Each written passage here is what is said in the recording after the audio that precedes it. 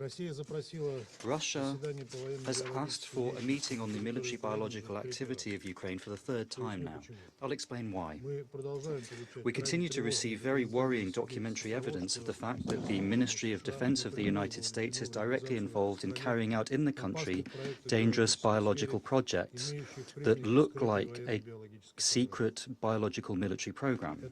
This activity is being carried out in the center of Eastern Europe and on the western borders of Russia. It is a real threat to the biosecurity of our country, the region, and, given the cross-border nature of these biothreats, to the whole world. There is no information on this in the reporting stipulated by the Bio and Toxin Weapons Convention from Ukraine or from the United States, as was confirmed by Mr. Markram. Preventing this dangerous activity is possible only through our special military operation. Since the previous meeting, 2 months have passed and we've received much new evidence. All of these materials we have placed on through the Security Council, and I'd like to draw your attention to the most salient pieces of information here. As comes from the documentation on Project 3007, monitoring of epidemiological and the environmental situation with the proliferation in Ukraine of dangerous waterborne diseases, Ukrainian specialists, under the supervision of American colleagues, have regularly carried out collection of water samples from rivers flowing through Ukraine, including the Dnieper, the Danube and the Dniester, and also the North Crimean Canal. The aim here is to establish the presence in them of specific dangerous pathogens, including cholera, typhoid, hepatitis A and E, and to evaluate the way in which they spread through the water in order to draw conclusions on the ability of these pathogens to incapacitate. Then the collections of these samples were sent to the United States. We have a logical question. Why? Why is a collection of dangerous pathogens being collected by the United States, which might then spread through the waters of this region? Even a look at a Ukrainian map of the water sources in that country is enough to understand that the results of this scientific experiment might be used to create a biological catastrophe, not only in Russia, but on the whole through the waters of the Azov and Black Seas and in Eastern Europe, including Belarus, Moldova and Poland. The documents say that the Kiev regime is trying to receive access to the technical means to deliver dangerous bioagents through the air. Last year, the Ukrainian side asked the Turkish manufacturer of drones, Baykar Makina, whether it was possible to equip the drone Bayraktar with an aerosol equipment that would allow it to spread aerosols, more than 20 liters of them, over a distance of 300 kilometers while in flight. A copy of this letter was disseminated by us on the 19th of April in the documents collection that we had then. This system, given the distance of the flight, would represent a real threat of the broad use of dangerous bioaerosols across the territory of the Russian Federation. There is information that in January this year, Ukraine, through intermediaries, received more than 50 such devices equipped with systems to spray biological and chemical substances. On the 9th of March this year, 3 such drones equipped with 30-litre containers and spray systems were found by our military in the Kherson region. A further 10 were noted at the end of April in Kakhovka region. Our Ministry of Defense has received shocking evidence that a number of projects which the Pentagon is carrying out on Ukrainian territory represent risk to the life and health of volunteers, Ukrainian citizens. The documentation on the project UP8 stipulates that when there are small incidents with the people involved, then these must be reported to the US Bioethics Committee within 72 hours. And when there are serious events, including the death of the volunteers, within 24 hours. In other words, these experiments from the outset stipulate that they might be lethal, even though in the official project documentation it simply says that there's a standard procedure to collect blood. What kind of blood samples are being taken when the subjects might actually die? There is also evidence of the direct involvement of the political establishment in the United States in financing the military and biological activities in Ukraine through subcontractors from the Pentagon, such as Black & Veatch and Metabiota. The aims, however, were far from scientific. In a letter from the Vice President of Metabiota in particular, it says that its aim in Ukraine was to guarantee, and I quote, the cultural and economic independence of Ukraine from Russia, end quote. To put it mildly, this is an unusual objective for a biotech company.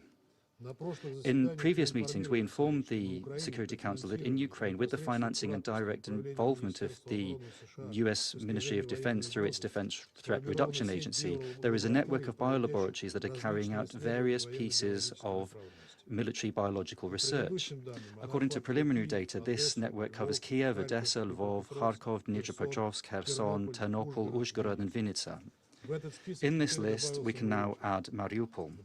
There are 2 biolaboratories in the city where we found evidence of the speedy destruction of documents that confirm that it was working with the American military establishment. The preliminary analysis of the documentation shows that in Mariupol, it's being used as a regional center for the collection and for a passport system for cholera pathogens. The samples that were collected were sent to the Center of Public Health in Kiev, which has the function to further then send on the biomaterial to the United States. This activity has been going on since 2014, as confirmed by the documents covering the distribution of the samples. There's also a health epidemiological laboratory in Mariupol, where we found a document suggesting that a collection of pathogens were destroyed, and that document's from the 25th of February 2022. According to it, there was work with cholera pathogens, also pathogens for deer fly fever, anthrax, in other words, with various potential bioagents. Part of the connection of a veterinary laboratory wasn't destroyed in a hurry. Their specialists found pathogens which aren't really usual for veterinary illnesses, such as typhus, paratyphus, and gas gangrene. Last time we talked about the sharp increase in recent years in the Lugansk and Donetsk republics of cases of tuberculosis caused by new, different, multi-resistant samples. We've also grounds to understand that this is not by chance that this has happened. There was also a bio-incident which took place in 2020 in the in a region of Lugansk. There it turned out that among children in Stepovoye, we found false money, which were then used as a carrier for tuberculosis. There, the idea was that the children, when touching this money, would then pick it up on their unwashed hands. The analysis showed that this money was infected with a bioactive tuberculosis, which would resist the various different medications that could be used against tuberculosis. The idea that the bacteria naturally ended up on these pieces of money is not true. The concentration of the pathogen was too high, which wouldn't be found in natural conditions where there is sunlight and where there is also active bacteria could die. In other words, there's everything to suggest that this was a laboratory infection of this money with the bioagent itself. Fortunately, nobody was a victim of this, but on the whole, we can see that this is a confirmation of a very worrying trend. I'd also like to get into another subject, which is another clear demonstration of how, in fact, the Kiev regime and its Western sponsors think about the Ukrainian people.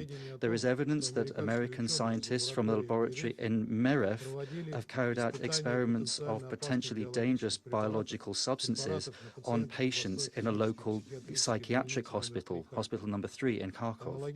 Similar inhumane experiments took place in psychiatric hospital number 1 in Strelets in Kharkov region. The main category of the patients there was a group of patients who were men aged between 40 and 60 with very severe physical problems. All of this research was carried out secretly, and Ukrainian colleagues signed a non-disclosure agreement. To cover the American experts, they were brought in through third countries so that it was kept secret. As the information comes in about the activities of biolaboratories in Ukraine, we have questions to their allies, the United States, and through NATO. New documents show that between 2016 and 2019, military epidemiologists from the Institute of Microbiology and the Bundeswehr, the German army, in other words, they brought in samples of blood from their citizens who living in 25 different regions in Ukraine. What was the aim for the German armed forces to be involved in collecting samples from Ukrainian citizens? There's also documentation that confirms Poland's involvement, together with the key contractors from the Pentagon, in particular the American company Betel, through biological research on Ukrainian territory. Mr. President, I think that today, once again, we will hear from our Western colleagues that there will be accusation that this is propaganda and there's a lack of evidence. This is why we are devoting a great deal of attention to documentary evidence and to regularly distributing through the Security Council and the General Assembly the originals of these documents which have come into the hands of our Ministry of Defense. With them, everybody can read these documents. There are hundreds of pages of documents signed by specific people, specific officials in the US and Ukraine. They show that they wanted to hide from the international community what the Kiev regime and Western colleagues were doing. American representatives have refused to give explanations about the character and the real aims of their activity in the biological sphere in Ukraine and around the world in a whole. In a preparatory document to the 9th Review Conference of the Biological Weapons Convention in Geneva at its session in the beginning of April, the Americans once again did not give any clear answer, besides waving away the idea that the biological activities of the United States by definition were peaceful and useful for the international community. On the 6th of April, there was a meeting in the ARIA formula where there were independent journalists who asked for clarification from the United States, including about why documents about American-Ukrainian cooperation on biodevelopments contradicted the statements of American officials. But the delegations of the United States and the United Kingdom simply didn't come to that meeting. There's another very salient fact here. During the course of the meeting that I mentioned, of the preparatory committee, the US delegation once again rejected the proposal to create an effective verification mechanism for compliance with the BWC. They refused to renew work on a corresponding legally binding protocol to the convention, which the USA has been blocking since 2001. Our initiative was to add trust measures to the CWC through reporting on military biological activity beyond national territory, but the American representatives also rejected this proposal. In other words, the United States is deliberately blocking attempts to strengthen the BWC regime, aimed to allow it to effectively keep violating the convention. All of these are very worrying signals, especially given that the American legislation allows for military biological activity, and the national legislation in this sphere has prevalence over the international legislation in the United States. I'd once again like to ask the representatives of the United States, if your wishes for biological laboratories to exist around the world, and in particular in Ukraine, as you say, then if this is truly peaceful, then why do you refuse to deliver them to international controls, and why do you impede the idea that the international community would have the necessary instruments for that control? This would be the simplest way to once and for all get rid of all doubts and accusations if, as you assert, they are completely foundless. Unfortunately, we simply only have another explanation, which is that you have something to hide. Colleagues, we have already accumulated a lot of materials that directly indicate that the United States and Ukraine are violating the BWC rather. We continue to collect these materials and analyze them. Given that the American party is refusing to engage in any constructive discussion on this subject, we plan to utilize the mechanisms stipulated in Articles 5 and 6 of the BWC. As soon as work to collect the materials is completed, we will present them to the Council for an investigation. We hope that this will allow us to finally cut off the military biological activity which threatens international peace and security, and to bring those who are guilty to account. Thank you very much.